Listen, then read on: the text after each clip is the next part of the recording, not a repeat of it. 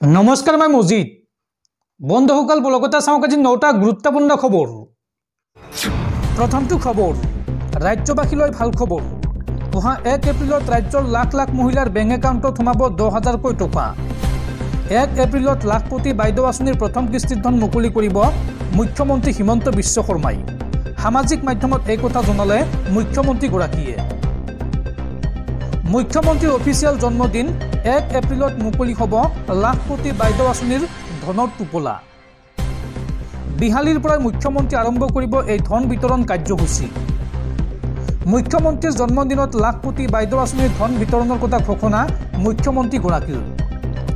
সকলোৱে অপেক্ষা কৰি আছিল ফেব্ৰুৱাৰীৰ 1 তাৰিখলৈ, কিন্তু মুখ্যমন্ত্ৰীৰ অফিচিয়েল জন্মদিন 1 এপ্ৰিলতহে বিতৰণ কৰা হ'ব লাখপতি বাইদেউ আঁচনিৰ ধন। লাখ লাখ আত্মসহায়ক গোটৰ মহিলাই পাব প্ৰথম কিস্তিৰ 10,000 কোটি টকা আৰু এই টকাৰে ষ্টাৰ্টআপ কৰাৰ পিছত পৰৱৰ্তী সময়ত 25,000 আৰু তাৰ পিছত পৰৱৰ্তী কিস্তি দিয়াৰ প্ৰতিশ্ৰুতি মুখ্যমন্ত্ৰী হিমন্ত বিশ্ব শৰ্মাৰ। 1 এপ্ৰিলৰ পুৱাৰ ভাগতে 10,000 টকাকৈ সোমাব মহিলাসকলৰ বেংক একাউণ্টত।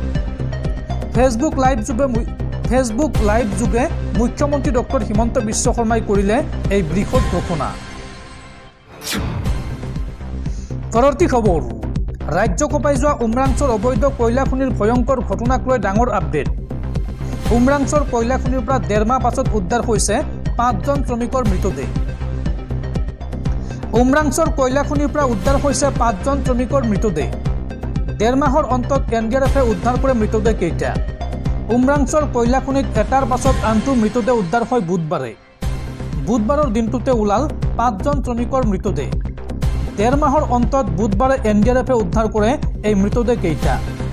উল্লেখযোগ্য যে 4 জানুৱাৰীৰ পৰা 19 ফেব্ৰুৱাৰীলৈকে উদ্ধাৰ হৈছে মুঠ 9টা মৃতদেহ। উল্লেখযোগ্য যে উমৰাংচ মৃত্যু গহ্বৰত 44 দিন ধৰি চলি আছিল এই উদ্ধাৰ অভিযান আৰু বুধবাৰে উদ্ধাৰ হোৱা শ্ৰমিক কেইজনৰ মৃতদেহ কেইটা বৰ্তমানলৈকে চিনাক্ত হোৱা নাই। এই তথ্য সামাজিক মাধ্যম একযোগে সদৰি কৰে ৰাজ্যৰ মুখ্যমন্ত্ৰী হিমন্ত বিশ্ব শৰ্মাই। পৰৱৰ্তী খবৰ অৱশেষত জল্পনা কল্পনাৰ অন্ত পেলাই ঘোষণা কৰা হ'ল দিল্লীৰ নতুন মুখ্যমন্ত্ৰীৰ নাম। দিল্লীৰ নতুন মুখ্যমন্ত্ৰী হ'ব এইগৰাকী বিজেপি নেত্ৰী ৰেখা গুপ্তা। এইগৰাকী ৰেখা গুপ্তা হ'ব দিল্লীৰ পৰৱৰ্তী নতুন মুখ্যমন্ত্ৰী। বিজেপিৰ হাইকমাণ্ডে নিৰ্বাচিত কৰিছে দিল্লীৰ এই নতুন মুখ্যমন্ত্ৰীগৰাকীক। দৰ্শকসকল আৰু বহুতো গুৰুত্বপূৰ্ণ খবৰ আছে। তাৰ আগতে আপোনাক জনাওঁ যে যদি আপুনি এতিয়ালৈকে এইটো ভিডিঅ'ত লাইক কৰা নাই তেন্তে এতিয়াই ভিডিঅ'টোত লাইক কৰি দিয়ক আৰু এনেকুৱা ধৰণৰ ভিডিঅ'সমূহ নিতৌ চাবলৈ চেনেলটো ছাবস্ক্ৰাইব কৰি কাষত থকা বেল আইকনটো প্ৰেছ কৰি ৰাখক। পৰৱৰ্তী খবৰ সাৱধান ৰাজ্যবাসী, ৰাজ্যত পুনৰ বতৰৰ ল'ব কাল ৰূপ। অহা 23 ফেব্ৰুৱাৰী পৰ্যন্ত ৰাজ্যত হ'ব প্ৰচণ্ড ধুমুহা বৰষুণ আৰু এই সন্দৰ্ভত ৰাজ্যৰ 17খন জিলাত এলাৰ্ট জাৰি বতৰ বিজ্ঞান কেন্দ্ৰৰ। ৰাজ্যত প্ৰচণ্ড ধুমুহা বৰষুণৰ সম্ভাৱনা। ৰাজ্যৰ 17খন জিলাত এলাৰ্ট জাৰি বতৰ বিজ্ঞান কেন্দ্ৰৰ। এই সময়ছোৱাত প্ৰচণ্ড ধুমুহা বৰষুণৰ লগতে বজ্ৰপাতৰো সম্ভাৱনা আছে। উজনি নামনি মধ্য অসমৰ 17খন জিলাত এলাৰ্ট জাৰি বতৰ বিজ্ঞান কেন্দ্ৰৰ। অসমৰ কোন কোন জিলাত হ'ব পাৰে প্ৰচণ্ড ধুমুহা বৰষুণ চাওঁ আহক। শোণিতপুৰ, বিশ্বনাথ, গোলাঘাট, মাজুলী, যোৰহাট, শিৱসাগৰ, ডিব্ৰুগড়, তিনিচুকীয়া, পশ্চিম কাৰ্বি আংলং, ডিমা হাছাও, কাছাৰ, হাইলাকান্দি, শ্ৰীভূমি, বৰপেটা, বাক্সা, নলবাৰী, দৰং, কামৰূপত ধুমুহা বৰষুণৰ সম্ভাৱনা আছে।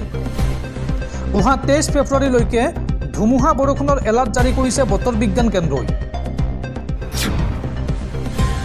পৰৱৰ্তী খবৰ ইছলামিক ৰাষ্ট্ৰ কাটাৰৰ আমিৰ শ্বেখক ভাই আখ্যা প্ৰধানমন্ত্ৰী নৰেন্দ্ৰ মোদীৰ। ভাৰত আৰু কাটাৰৰ মাজত সম্পন্ন হ'ল 2,43,244 কোটি টকাৰ চুক্তি।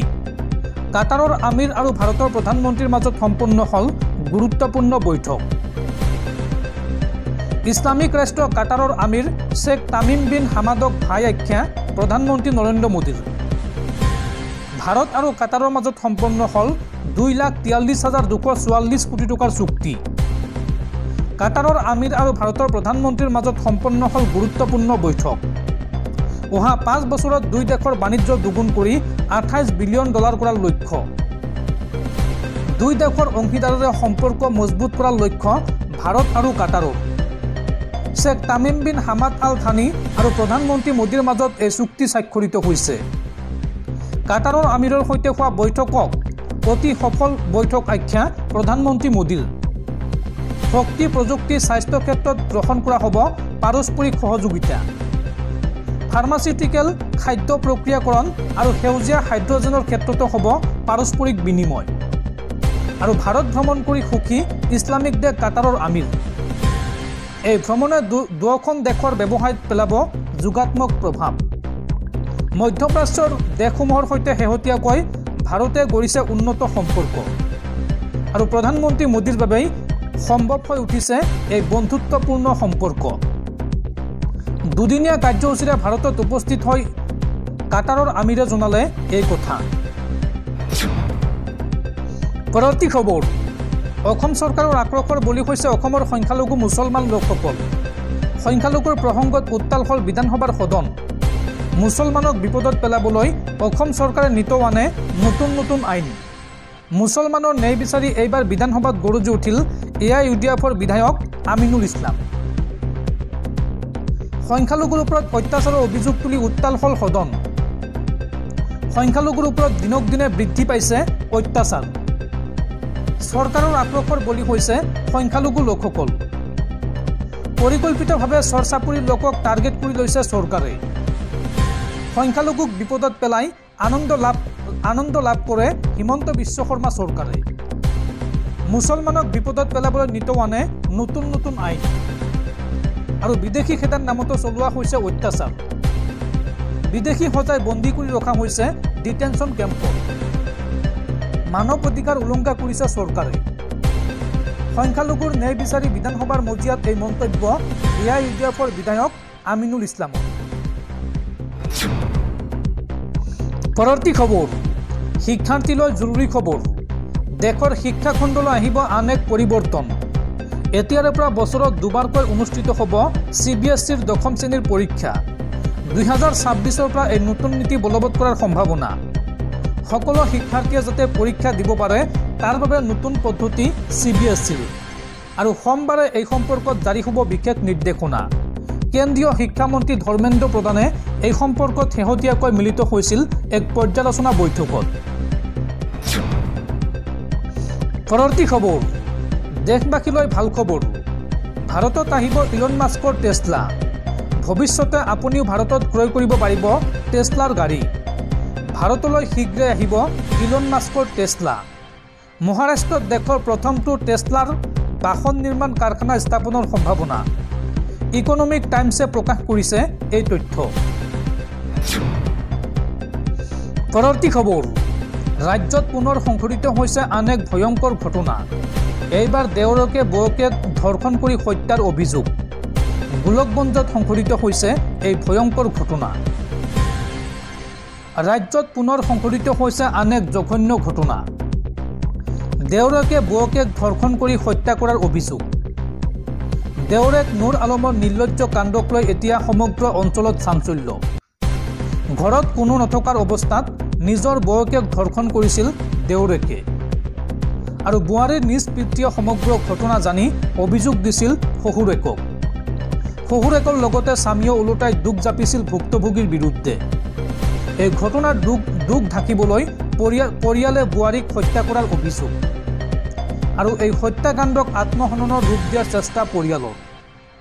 ঘটনা সন্দৰ্ভত দেওৰেক নুৰ আলম স্বামী জাকিৰ হুছেইনৰ বিৰুদ্ধে উঠিছে ভয়ংকৰ অভিযোগ। শহুৰেক ছাত্তাৰ আলী ওৰফে ডাকু, শাহুৱেক জাহানাৰা বেগমৰ বিৰুদ্ধেও অভিযোগ উত্থাপন হৈছে। গোলকগঞ্জৰ কচুৱাৰ খাচত সংঘটিত হৈছে এই চাঞ্চল্যকৰ ঘটনা। আৰু ধৰমশালা আৰক্ষীয়ে আটক কৰিছে শহুৰেক ছাত্তাৰ আলী ওৰফে ডাকু।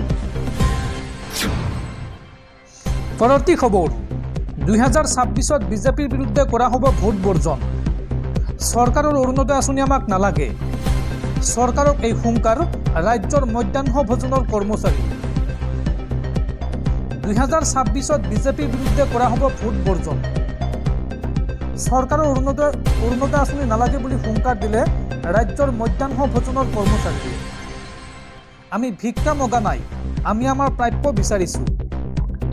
আমাৰ প্ৰাপ্য নাপালে 2026ত আমি ভোট বৰ্জন কৰিম। গুৱাহাটী মহানগৰী চচলত কাঁহী বাতি বজাই মধ্যাহ্ন ভোজন সংস্থাৰ প্ৰতিবাদ। নেতা মন্ত্ৰীৰ একাপ চাহ খোৱা পইচা আমি দৰমহা হিচাপত পাওঁ। সময়মতে মানুহ নিদিয়াৰ দাবীৰে এই প্ৰতিবাদ মধ্যাহ্ন ভোজনৰ কৰ্মচাৰীসকলৰ। আৰু 9,000 টকালৈকে বৃদ্ধি কৰিব লাগিব মধ্যাহ্ন ভোজন কৰ্মচাৰীৰ মাননি। নহ'লে 2026ত বিজেপিৰ বিৰুদ্ধে কৰা হ'ব ভোট বৰ্জন। এই হুংকাৰ দিয়ে ৰাজ্যৰ মধ্যাহ্ন ভোজনৰ ৰান্ধনী সহায়িকাসকলে। পৰৱৰ্তী খবৰ, ৰাজ্যৰ শিক্ষাৰ্থীসকলৰ বাবে জৰুৰী খবৰ। মিচিং ভাষাক শিক্ষাৰ মাধ্যম হিচাপে ব্যৱহাৰ কৰাৰ নিৰ্দেশ ৰাজ্য চৰকাৰৰ। প্ৰথম শ্ৰেণীৰ পৰা পঞ্চম শ্ৰেণীলৈকে প্ৰযোজ্য হ'ব এই নিৰ্দেশনা। আলি আয়ে লৃগাঙৰ দিনাই এই বৃহৎ ঘোষণা ৰাজ্যৰ শিক্ষামন্ত্ৰী ৰণোজ পেগুৰ।